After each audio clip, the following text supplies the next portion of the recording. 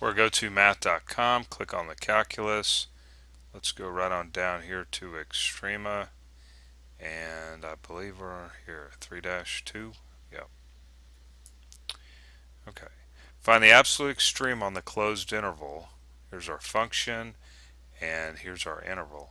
So absolute means we're going to find the maximum value, the largest y value, and the largest and the smallest y value. And of course, these red dots right here indicate that there must be a largest value here and a smallest value here. Now, there would be 3 dots, and I considered it maybe a different color for one of them that's not in the set. But like at negative 3.6, 2, 3, we would have a dot right here. But we're looking at the dots with the largest y value and the smallest y value. So let's write this down and go to the whiteboard. Okay. Move on over.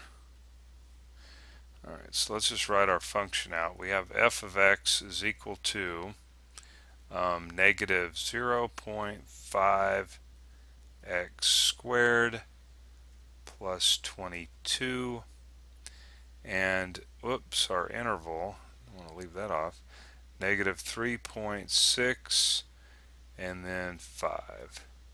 Okay. Alright, so we're plugging in negative 3.6 into this thing.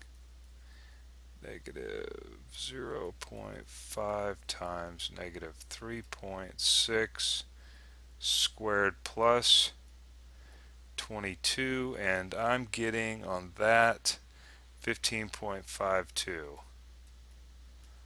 Okay, and then plugging in the other, so I'm going to take it you know how to do that. I'm just going to go ahead and tell you what it is. It's 9.5. And now what you want to do is take the derivative.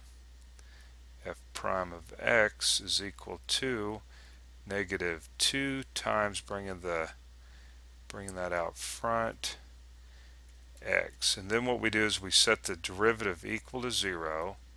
What is that? That's just 1, isn't it?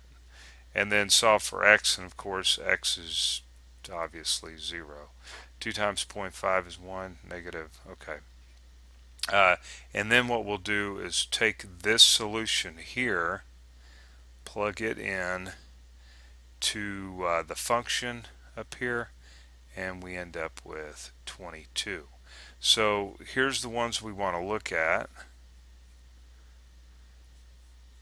Now, obviously, that's going to be our max is going to occur there, and the minimum is going to occur here. Now, the reason we take the derivative, okay, I just want to sketch something out for you real quick here.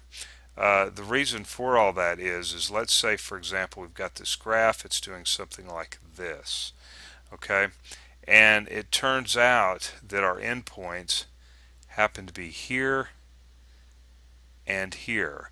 Well, to find the maximum between these two endpoints happens to be, let's say it's here, and this is where the tangent line is 0, okay? And the tangent line is 0. That means that actually the derivative, f prime of some number here, right, we'll call it a, is actually equal to 0.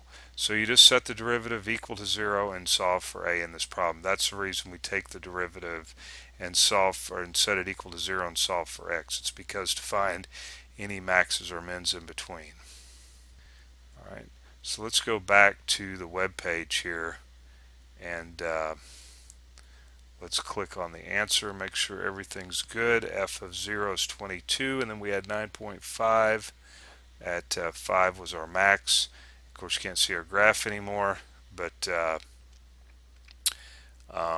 anyway, so it's not too bad. Just come on over and practice, and I shall see you there at Go To Math.